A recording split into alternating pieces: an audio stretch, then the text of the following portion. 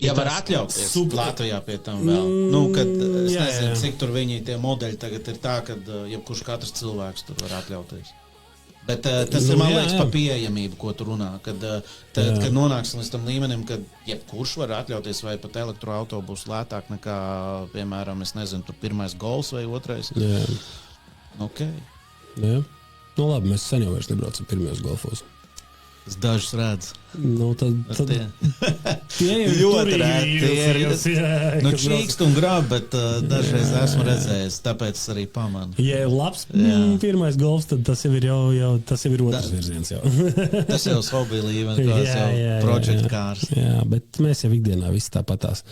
Es neatceros, cik bija vidējā cena bija, laikam, kaut kādai 8-9 tūkstoši mašīnai. Nu, tad lietoto auto segmentā sāk parādīties šajā cenu amplitūdā liela daļa elektromobīļu, tad es domāju, ka... Jā, es skatījos Tesla jau kaut kādu